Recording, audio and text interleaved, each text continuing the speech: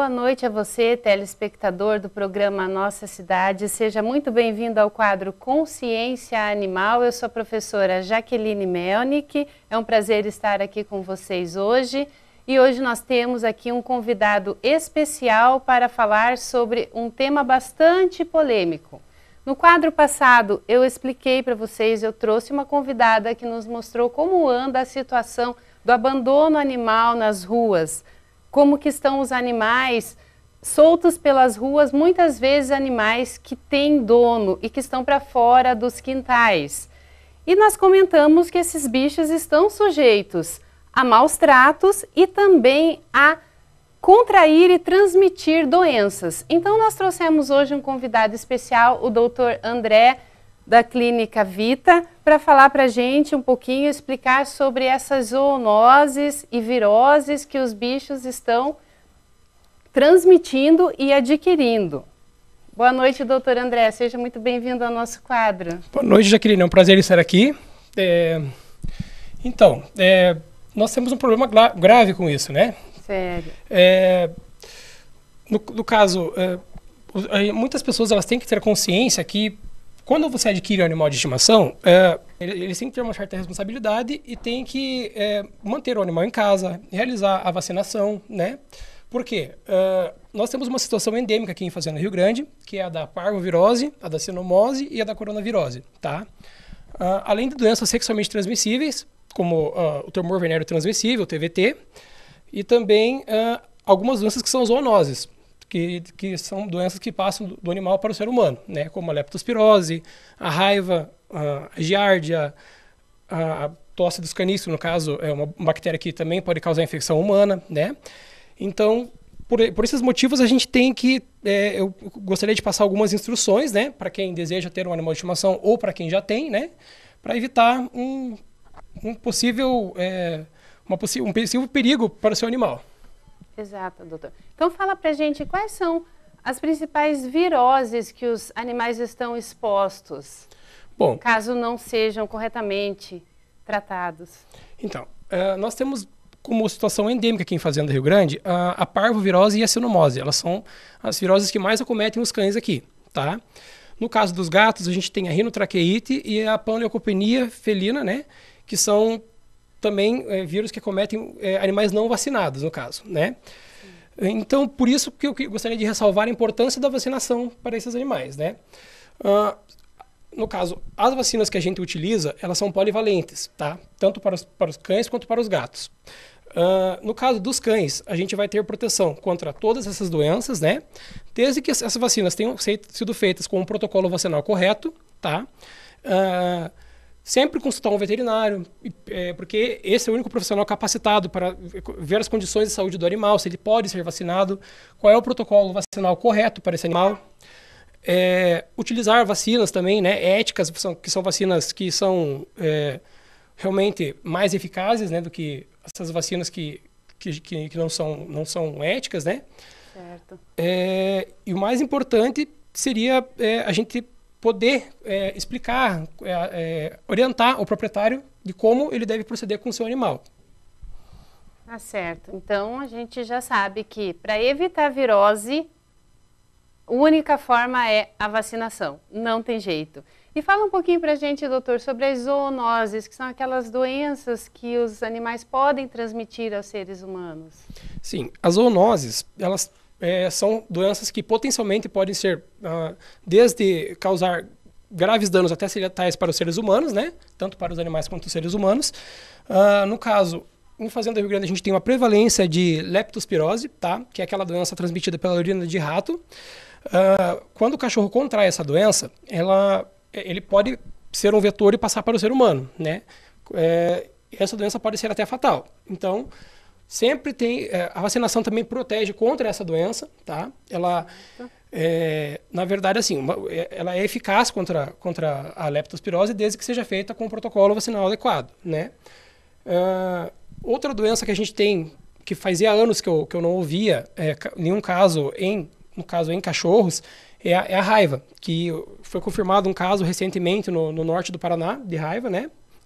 Em Campinas, perdão, em São Paulo, né? E uma doença assim, e muitos morcegos, inclusive em Curitiba, foram achados com raiva com essa doença.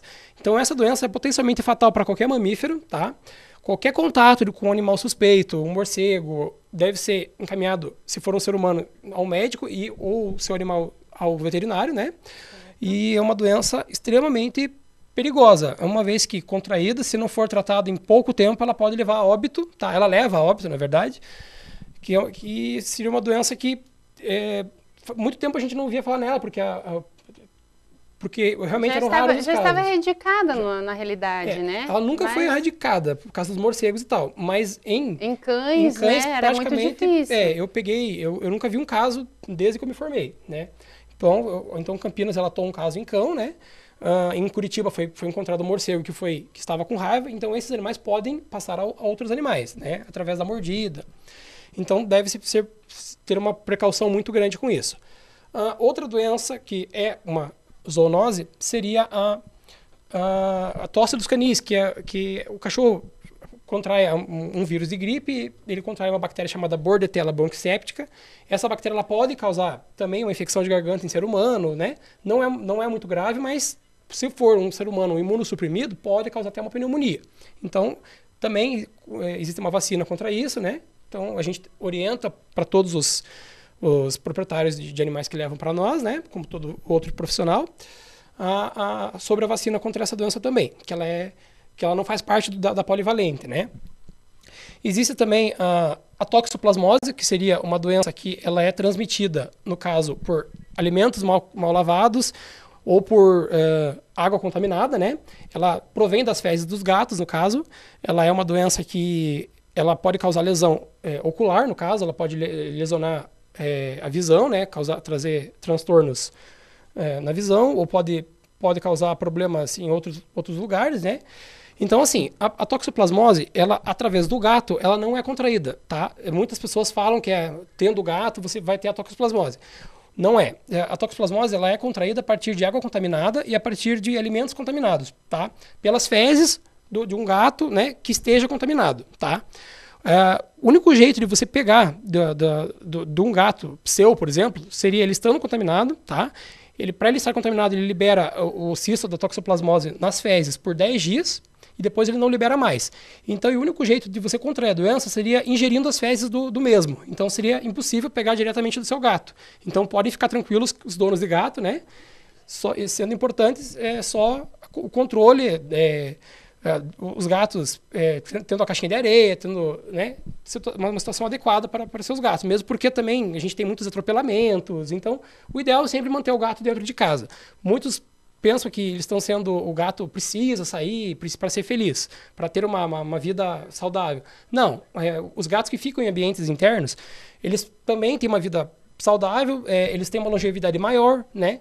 Se esse gato for vacinado e for castrado, ele vai ter não vai ter necessidade dele sair, né? Ele não vai contrair doenças, porque a toxoplasmose, por exemplo, ele vai contrair de caça, né? Ele não vai ter esse hábito. Então, tanto o cachorro quanto o gato, é muito importante a gente manter eles em casa, tá? Quem tem que ter uma responsabilidade de mantê-los em casa, mantê-los contidos, né? Dentro do quintal, Dentro do quintal. Não passeando pela rua para ter contato com animais contaminados. Ou né, mesmo doutor? ficarem expostos a perigos como atropelamento, pessoas maldosas, outros animais, né, que acabem transmitindo doenças, como também a gente tem uma doença sexualmente transmissíveis, como o TVT, que é uma doença que tem uma grande prevalecência aqui em fazenda, que seria um tumor causado por um herpes vírus, tá? Ele é sexualmente transmissível e o cachorro, ele apresenta normalmente na região pubiana, anal, no caso, ou então das fêmeas na região vaginal, né? Ou então poderia ser até no focinho, porque muitas vezes eles têm aquele hábito de cheirar, né? E eles, a partir do momento que encostou, implanta o vírus. E esse vírus implantando, ele vai causar um tumor que vai começar a crescer, né? E ele causa sangramento, causa vários problemas. Então, se não tratado, leva a óbito, tá? Então tá aí a importância, mais uma vez, né, além da vacinação, da castração também, né, doutor? Castração. Por quê? Os animais castrados, principalmente as fêmeas, tá? Além da gente está evitando que haja muita reprodução desenfreada de animais, né? E, consequentemente, vamos ter um controle maior populacional dos animais.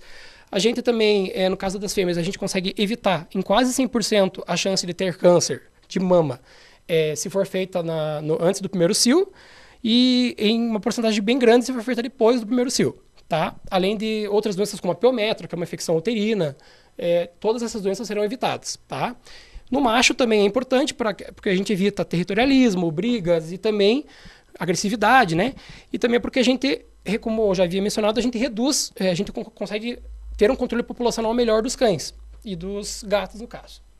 Certo, então você em casa percebeu a importância de manter o seu animal em segurança dentro de casa, a importância da vacinação, a importância da castração, tudo isso dito por um especialista da área, não é qualquer pessoa que está dizendo, né?